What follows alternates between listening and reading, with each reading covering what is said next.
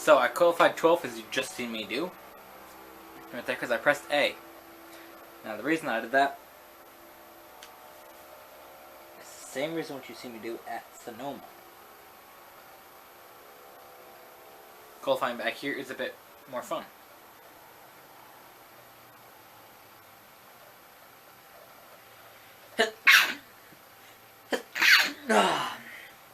Welcome here to Watkins Glen, the second and final road course of the season.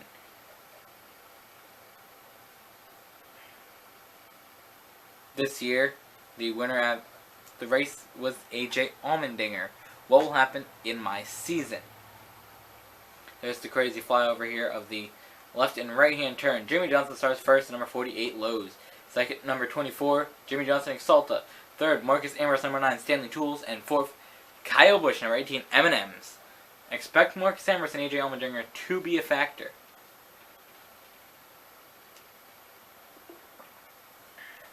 Here at the Cheez-It 355 at the Glen.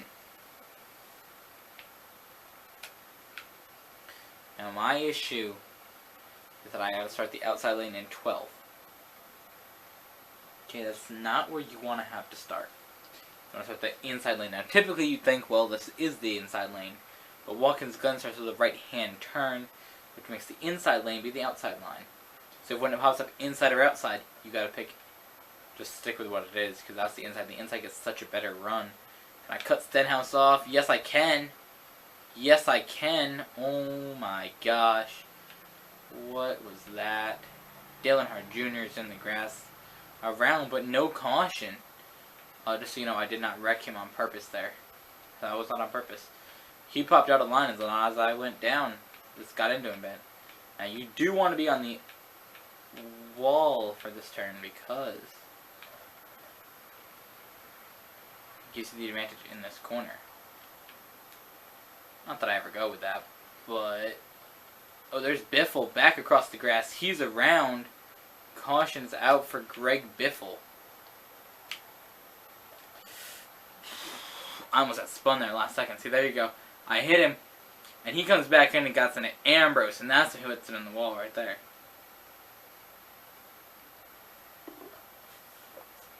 So many cars just getting bunched up all at the same time. Let's see how my car looks after the first round. Not bad.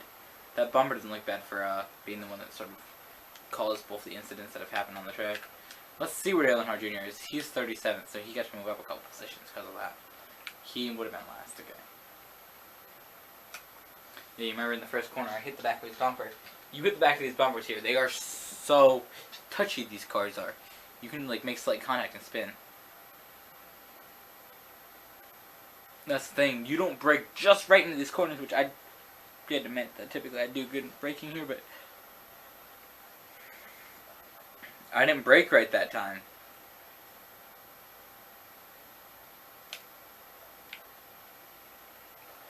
You see right there, that was touchy too. I just got in the back of his car. I could have easily spun when I slid across his front tires there too. Okay, so now it's going to be an uphill swing.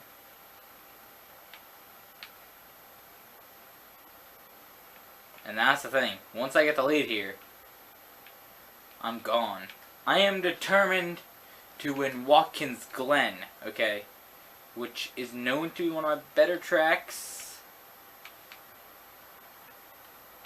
It still is a lot more focusing than the other ones. That's why you watch my Watkins Glen and Sonoma videos. Even though they're probably my two best tracks, well, Watkins Glen is definitely my best track.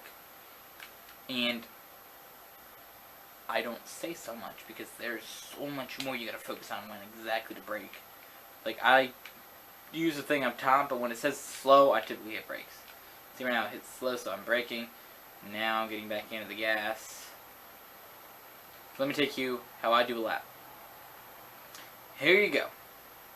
And across the line, now into the first corner, I'm gonna brake. I'm gonna brake. Now I want to turn my car so that way you see how the tail end of the car is wiggling around there. There you go, so I want to go hit that line too. But see how the tail of the car wiggled around a bit?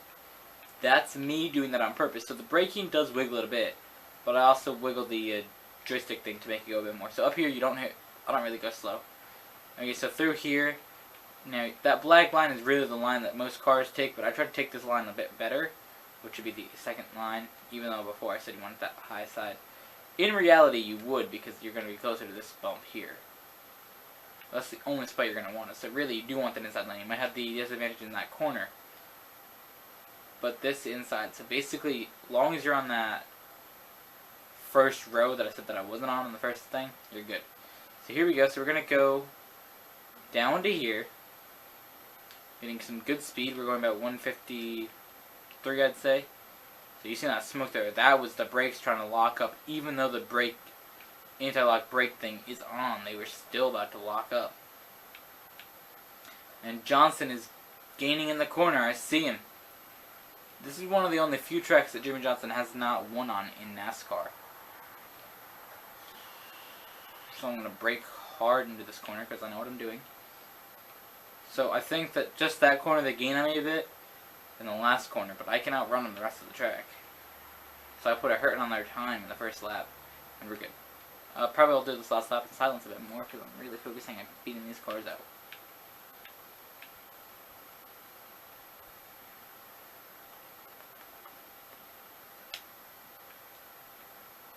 Where's the next race? Michigan? Great.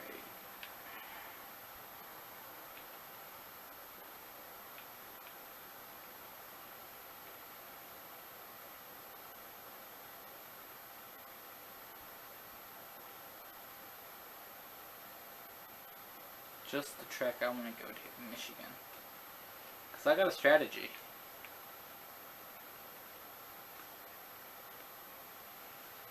You see me win it last season, the second race. Because after having 10 laps of Michigan. Okay. I think the car should have run out of gas. I opted not to pit. So even though I qualified last, I was fine. Here we are. Get to celebrate Watkins Glen victory. This here's a much needed victory. Much needed. There you go.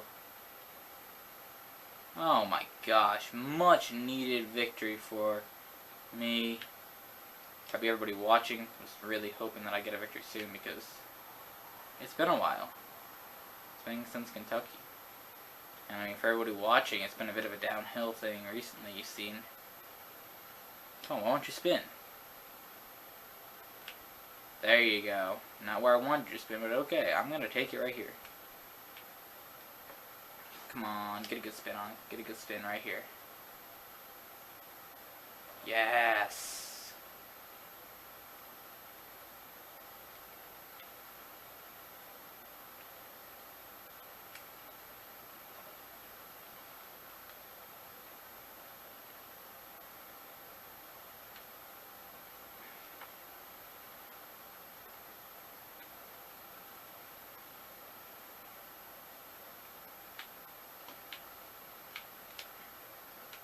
See, my thing is, if you're wondering, well, why haven't you used more different paint schemes this season?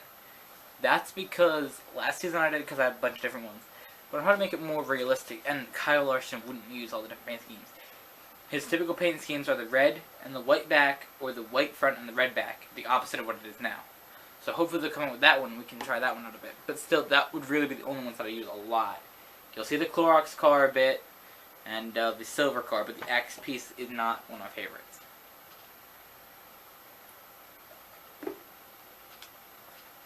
Let's see you celebrate. Next race, we will bring you information of where I place in the championship order.